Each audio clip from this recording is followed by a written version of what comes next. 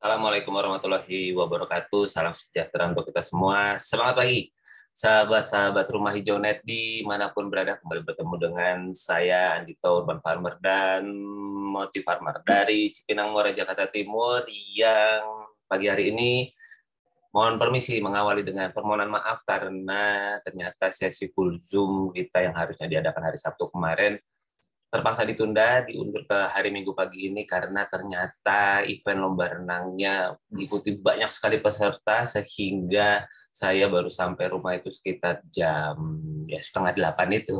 Jadi saya belum sempat mempersiapkan apa-apa buat webinar, sehingga terima kasih ya buat teman-teman yang berkenan untuk saya geser webinarnya ke hari Minggu pagi, dan buat teman-teman yang belum bisa hadir karena sudah ada agenda, akan disediakan rekamannya. Jadi webinar ini adalah sebuah sarana atau fasilitas dari program belajar composting online batch ke-38 yang saya mau close dulu buat teman-teman yang sudah menyelesaikan keluarnya, dan saya bersyukur sekali, saya sangat bersyukur sekali di batch ke-38 ini teman-teman menunjukkan proaktif yang luar biasa ya. Jadi benar-benar mengerjakan tugasnya dengan keren, dengan kemudian berbagi fotonya dan sebagainya. Dan setelah full Zoom ini selesai, setelah nanti saya bungkus materinya, lalu kemudian ada slide-nya juga bisa diunduh, ada e-booknya juga. Nanti teman-teman silahkan terus berbagi proses compostingnya selama kurang lebih 4 minggu ke depan. Jadi grup ini akan tetap ada selama 4 minggu ke depan, sehingga teman-teman semua bisa terus berbagi, mungkin ada kendala, mungkin ada tantangan, mungkin ada hasil yang menyenangkan gitu ya dari proses compostingnya. Silakan teman-teman bisa sharingkan di grup WhatsApp selama 4 minggu ke depan. Nanti di akhir grup akan ada link untuk pengumpulan tugas lagi bagi teman-teman yang berkenan untuk masuk ke dalam grup Sahabat Rumah Hijau yang lebih banyak anggotanya, dari teman-teman baik dari belajar composting online yang lain maupun teman-teman yang pernah saya bantu di dalam proses urban farming maupun compostingnya. Di situ kita bisa sharing-sharing, ngobrol-ngobrol lagi seputar apapun yang sedang kita alami dalam proses composting maupun urban farming. Lalu juga ada e-sertifikat buat teman-teman yang berhasil mengumpulkan tugasnya dengan mengisi link berikut. Ya, pagi hari ini sahabat semua, mari kita langsung mulai saja. Dan buat teman-teman yang sedang on the way menuju ke ruangan ini, pokoknya saya tunggu sampai kemudian webinar ini selesai. Kalau sampai webinar ini selesai teman-teman masih belum tidak hadir, maka apa-apa, kita tetap bisa bertanya jawab, ngobrol-ngobrol seputar composting di grup WhatsApp. Oke, kita mulai materinya di pagi hari ini. Ya, ini dia materinya, 8 langkah mudah mengubah sampah rumah tangga menjadi pupuk organik. Wah, ini tanggalnya belum saya ganti ya, nanti saya ganti dulu tanggalnya deh untuk nanti slide-nya teman-teman. Nah, kenapa 8 langkah mudah? Kok bukan 7 sebagaimana keluar kita, kan ada 1 langkah lagi yang akan tersimpan di dalam kursum ini. Oke. Dan saya Andito, perkenalkan lagi, saya tinggal di Jakarta Timur, Cipinang Muara. Saya ayah dari 2 anak homeschooling. Tahun depan bisa jadi sudah 3 kalau dimudahkan dan dilancarkan. Saya praktisi composting sejak tahun 2014 dan bersyukur sekali sedang menekuni area-area digital marketing, dan tentu saja praktisi urban farming, juga konsultan dan edukator dari Gaya Hidup Sehat. Dan bersyukur sejak tahun 2017 membantu lebih dari 100 sahabat memiliki instalasi hidroponik dan komposter di rumah mereka masing-masing. Dan sharing dan edukasi ini tidak hanya personal, bersyukur saya dapat kesempatan bisa berbagi di teman-teman TNI AD, TNI AL, Kejaksaan Sekolah, di PLN, di Sudin Ketahanan Pangan, dari Jakarta Selatan maupun Jakarta Utara. Kalau dari perusahaan, pernah bekerja sama dengan Sowa Indonesia, Coca-Cola, Amatil, lalu kemudian Takeda, Pertamina, dan bersama teman-teman Vaksin Nusantara, sebagian diantaranya sempat melakukan kegiatan juga tidak hanya di sekitaran Jakarta saja, tapi sampai ke NTB, ke NTT, ke Jawa Timur, Jawa Barat, dan terakhir juga sampai di Bekasi, Jawa Barat. Dan pernah juga menjadi bagian dari fasilitator pelatihan vokasi pengolahan sampah di Purwakarta dan Bekasi di tahun 2022 kemarin. Dan tentunya ini terjadinya lebih banyak waktu pandemi kemarin ya teman-teman semua, jadi secara daring bisa berbagi juga mengenai keseruan seputar urban farming, potensi bisnisnya dan sebagainya.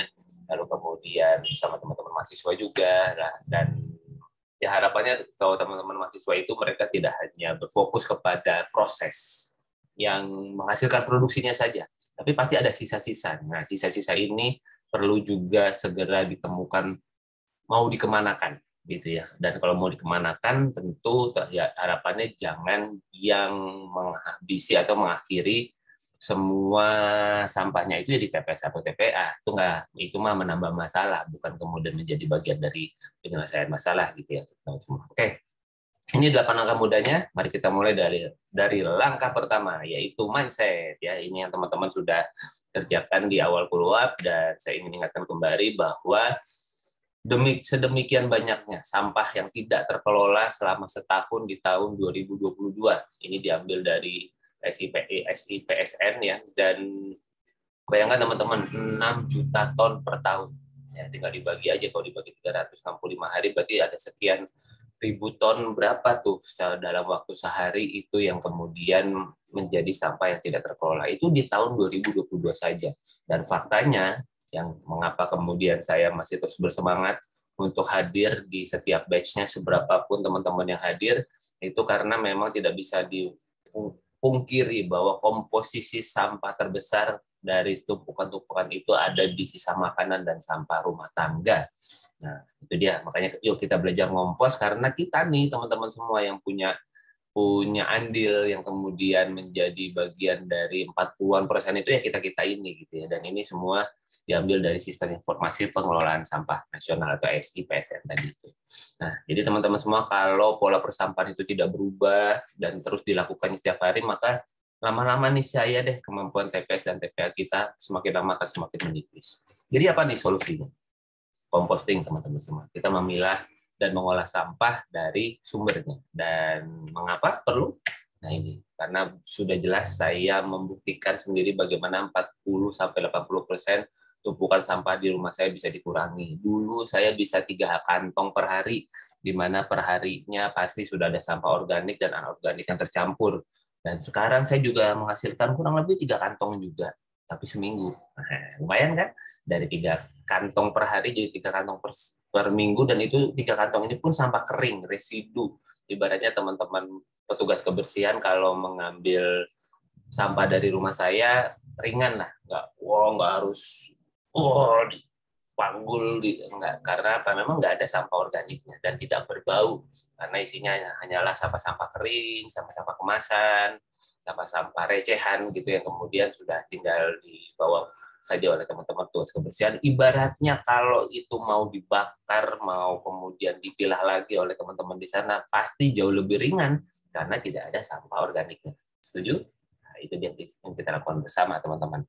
Nah, setiap sampah yang terpilah bisa menjadi manfaat karena memiliki nilai ekonomis jelas sekali, dan kemudian bisa menyuburkan tanah dan membuat lingkungan kita jadi bersih dan menyehatkan. Nah, kategori sampah di dalam program belajar ini kita belajar di dua kategori ini dulu saja. Ya, kalau nanti teman-teman yang keringnya mau dipecah-pecah lagi menjadi, bahkan kemarin waktu saya belajar itu sampai 130 lebih jenis sampah anorganik yang bisa dipilah gitu ya. Nah, kita mulai dari yang 2 ini. Kita pilah dulu saja sampah organik dan anorganiknya. Karena ya semua yang organik, semua yang berasal dari hewani dan tanaman gitu ya, yang kemudian merupakan sisa dari mereka secara langsung. Jadi ada barangnya, ada hewannya, ada sayurnya, sisanya yang kita nggak pakai maupun nggak kita makan, itulah disebut sebagai sampah organik.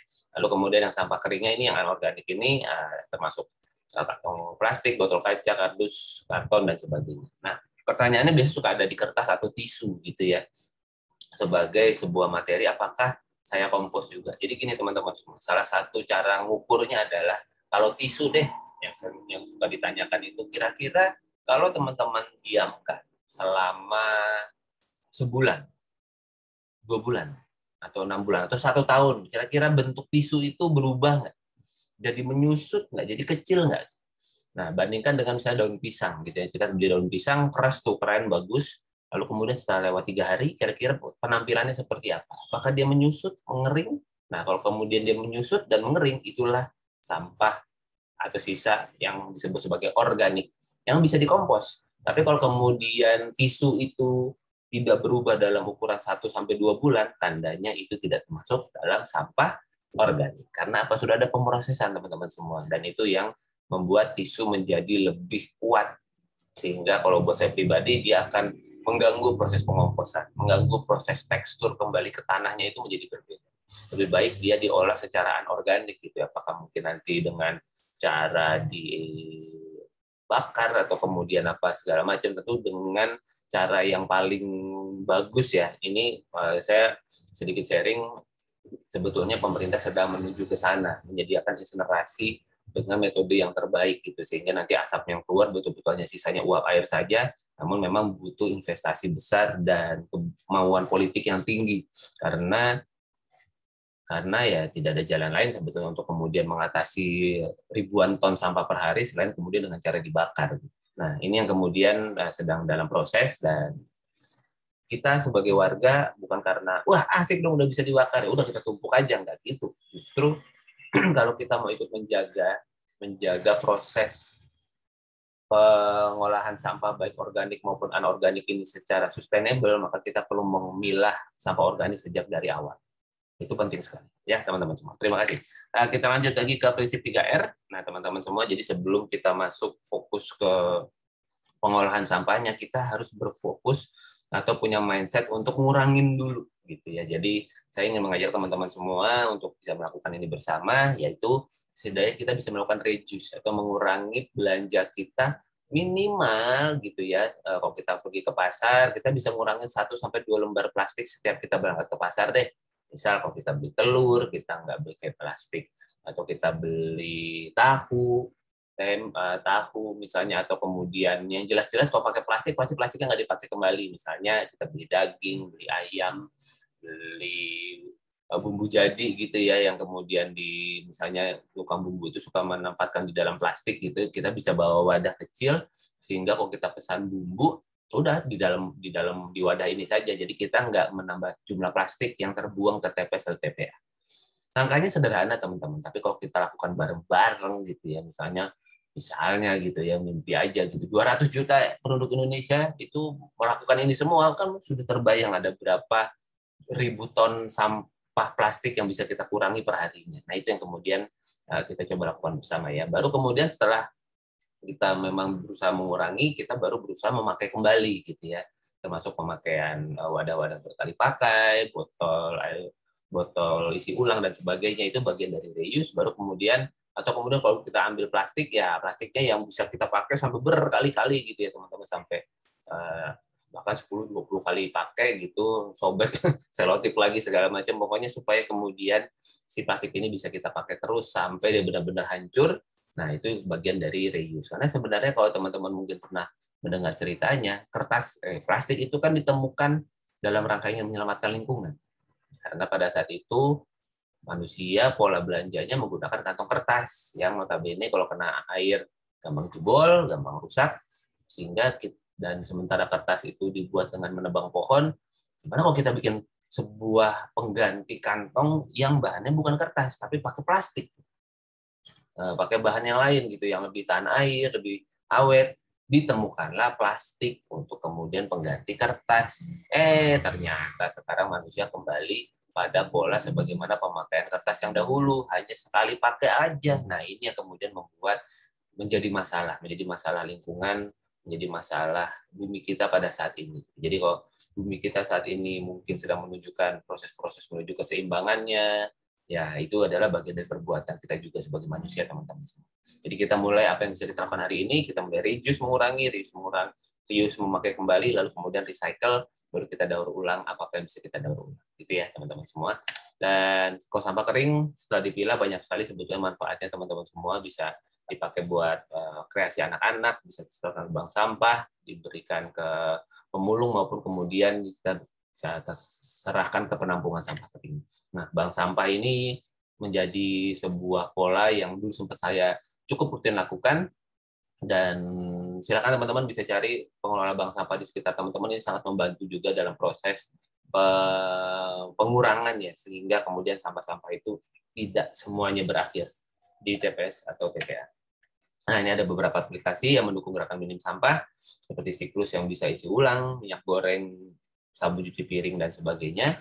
Lalu kemudian ada armada kemasan yang bisa mengambil sampah-sampah receh, lalu kemudian ada Duiten yang bisa mengolah popok, dan seperti sekarang bermunculan banyak aplikasi-aplikasi untuk mendukung gerakan menyimbang sampah seperti ini.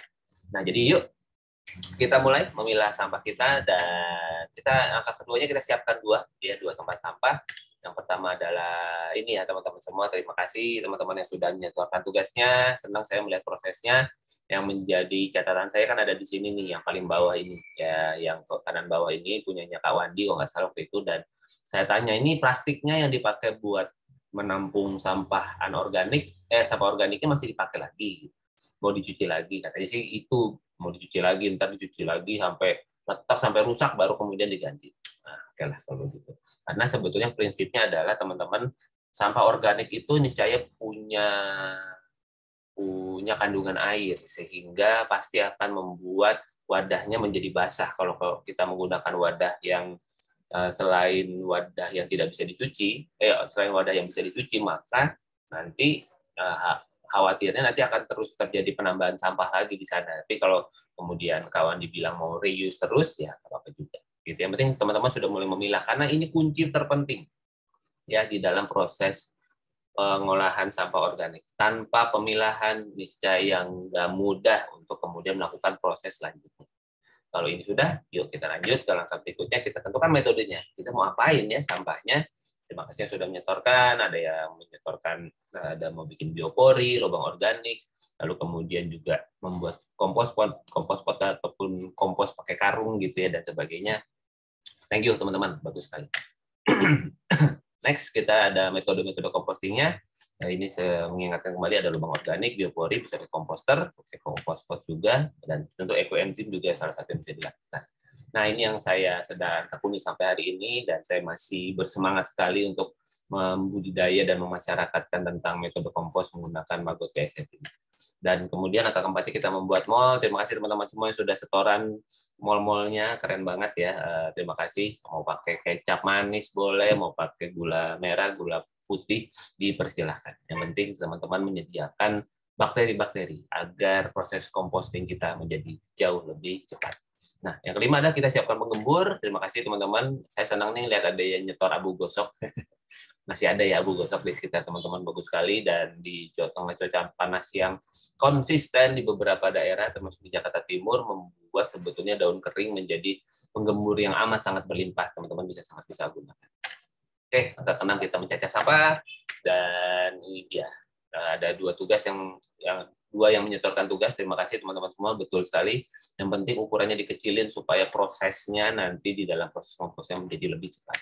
Dan yang ketujuh, saatnya composting. Oke, thank you Kak Lili dan Kak Hani yang sudah menyerahkan tugasnya, sudah langsung memproses gitu ya, bagaimana sampah-sampah organiknya kemudian diolah secara mandiri. Saya pribadi sangat bersyukur, senang sekali teman-teman semua melihat sampah-sampah organik ini tidak berakhir di TPA. Jadi sebagaimana yang terjadi di rumah saya pun juga demikian, gimana caranya pokoknya sampah saya, kalau kemudian misalnya kemarin nih saya ngantar renang 2 hari, terus nih sampahnya udah 3 hari, dan ternyata saya nggak sanggup gitu ya, karena jumlahnya sudah banyak dan saya jadi dalam tanda kutip mabok gitu ngerjainnya karena ada baunya dan sebagainya, ya udah saya masukin lubang organik aja. Jadi saya melihat sampah yang terolah di rumah masing-masing itu sangat bersyukur. Dan itu saya terima kasih ya teman-teman semua atas apa yang sudah teman-teman lakukan, Kak Lili, Kak Hani, dan juga di sini ada Kak Wandi juga yang dari Bandung yang juga menggunakan karungnya untuk kemudian melakukan proses composting. Dan teman-teman yang lain yang belum menyerahkan foto, masih sangat ditunggu ya proses compostingnya di grup WhatsApp. Oke, saya sedikit cerita dari proses saya berawal dari composting di tahun 2014 ketika mentor saya Mbak Widayanti yang pakai baju hijau itu datang ke rumah membawakan komposter, lalu kemudian langsung praktek di depan muka saya bagaimana proses composting itu terjadi tanpa menggunakan sarung tangan. Jadi beliau bilang ya sampah organik itu yang masih segar kok kalau kemudian kita mengolahnya hari itu juga. Dan itu benar banget teman-teman. Saya 8 tahun ngompos, saya bisa melihat sampah yang segar itu yang nggak ada masalah di tangan kita, di badan kita, untuk kesehatan kita dan sebagainya. Jadi masalah kalau kemudian sampahnya tertimbun di dalam plastik itu selama lewat dari 3-4 hari, seminggu 2 minggu, nah itu muncul belatung dan sebagainya. Nah itu yang kemudian jadi masalah. Oke, kemudian kita mencacah sampah. Dulu saya masih pakai pisau dan talenan gitu, sekarang sudah pakai gunting warna hitam, lebih mudah. Lalu kemudian kita berikan mikroba. Dulu mikrobanya bentuknya serbuk, sekarang kita sudah bisa substitusi menggunakan mol dan air beras. Lalu kemudian kita bisa tambahkan penggembur. Penggemburnya dulu juga model kemasan juga gitu ya, dibawakan oleh beliau. Sekarang sih kita bisa ganti dengan penggembur apapun yang ada di sekitar kita. Lalu kita bisa masukkan ke dalam komposter, bisa dipanen dalam waktu 10 sampai 14 hari. Hasilnya kita bisa dapatkan pupuk cair kalau saya pakai komposter ya, teman-teman semua. Lalu kemudian kita bisa juga panen pupuk padatnya, kita juga bisa buat ekoenzim. Ya, teman-teman, ini sebuah metode ngompos yang memang hasilnya keren banget, namun memang perlu prosesnya cukup lama. Jadi perlu ada perlakuan khusus terhadap proses compostingnya, dan apapun proses yang Anda pilih, monggo silakan cari yang paling nyaman. Oke, dan yang ke-8 ini dia langkah ke-8-nya, kita ulangin lagi ya teman-teman semua. Proses komposnya dari awal sampai akhir, dari mindsetnya kita kuatkan lagi, lalu kita pilahkan lagi sampahnya, tentukan lagi mau dikompos dengan cara apa, karena bisa jadi proses ngompos hari ini sama besok bisa berbeda. Hari ini kita pakai biopori, lagi punya tenaga tuh buat bikin lubang biopori gitu. Terus besok kan udah keisi bioporinya. Terus besok mau pakai apa lagi, biopori lagi. Wah, ternyata nggak punya waktu karena sibuk dan sebagainya. Ya udah kita gali lubang organik aja deh. Nah, itu jadi proses penentuan itu adalah sesuatu yang sangat berkembang dari hari ke harinya. Baru kemudian ya kita proses selanjutnya sama, kasih mol lagi, kasih penggembur lagi, dicacah lagi sampahnya, lalu kemudian kita kompos sampah organik kita sesuai dengan proses yang kita mau lakukan. Jadi ya teman-teman semua, hasil ngompos ini saya sangat merasakan sekali bagaimana kemudian keluarga saya ya bisa bertanam sayuran, bisa nanam tomat kecil-kecilan dan sebagainya, bisa jadi saran edukasi buat anak-anak bagaimana mereka merasakan proses menanam, panen dan sebagainya. Andai kata nggak ada lahan cukup luas pun, kita juga bisa pakai polybag untuk kemudian menanam aneka sayuran di rumah kita.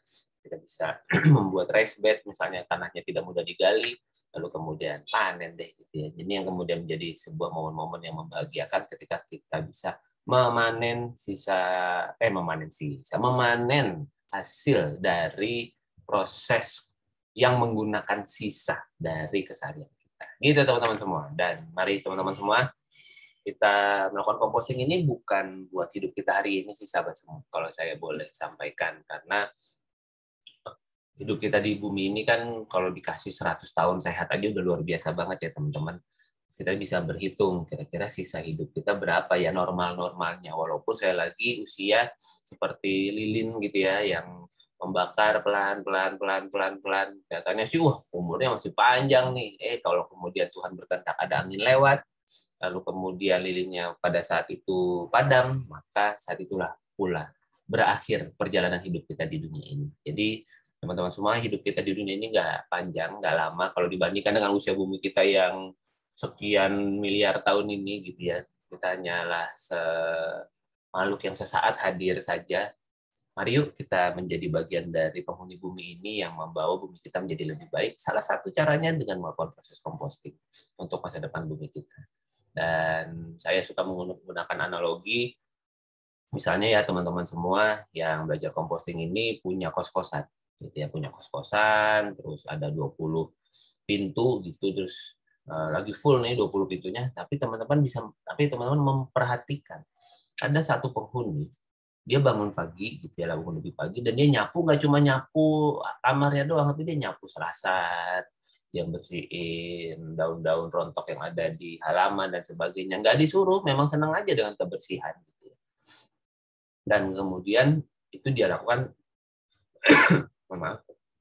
dia lakukan secara konsisten selama berhari-hari, berminggu-minggu gitu, bahkan sampai hitungan bulan. Kira-kira nih teman-teman semua, sebagai Anda sebagai pemilik kosnya, suatu hari Anda punya rezeki lebih. Misal dapat kiriman kue yang lebih, kiriman makanan yang lebih. Kalau nggak dimakan nanti sayang. Kira-kira Anda mau ngasih siapa dulu nih di antara 20 penghuni kos yang ada di rumah Anda? Bisa jadi anak-anak atau orang-orang yang rajin menjaga kebersihan tempat tinggalnya, yang merupakan bagian dari ciptaan Anda gitu ya, karena Anda yang bikin kos-kosannya, biasanya sih hati kita akan tertambat ke mereka dulu. Kita kasih ke dia deh, panggil lah, atau kemudian antar ke kamarnya dan sebagainya.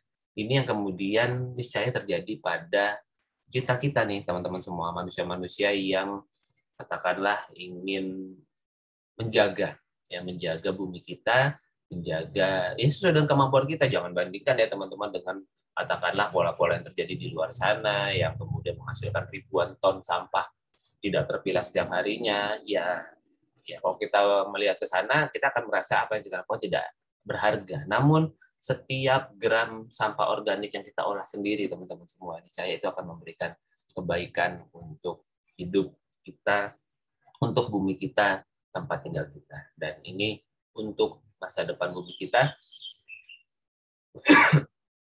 mohon maaf, di mana anak-anak kita meninggali bumi kita yang kita tinggalkan. Begitu teman-teman semua. Jadi yuk kita mulai mengompos sebelum tubuh kita dikompos. Ini sekali lagi teman-teman semua, media sosial saya silakan, mungkin ada yang belum follow, ada yang belum mencatatnya. Kalau teman-teman semua ada hal-hal yang mau ditanyakan, silakan langsung sampaikan saja selama sampai di layar saya, dan kalau itu terkait dengan composting, saya akan jawab dengan penuh rasa semangat dan bahagia. Kalau saya belum tahu jawaban, nanti kita sama-sama cari tahu jawaban. Oke, gitu ya teman-teman semua. Silakan kalau ada yang mau ditanyakan boleh disampaikan. Dan sampai kemudian video ini selesai saya tayangkan, ternyata masih belum ada teman-teman yang masuk ke dalam